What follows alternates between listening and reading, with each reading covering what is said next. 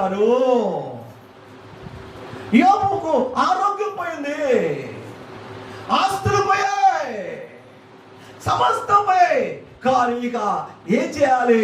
భార్య అంటుంది, ఎందుకయ్యా సోదరం సోదరం అంటున్నా? దేవుడు దూషించి చావరాదా? భార్యకి తెలుసు నా భర్త లాంటి వాడు.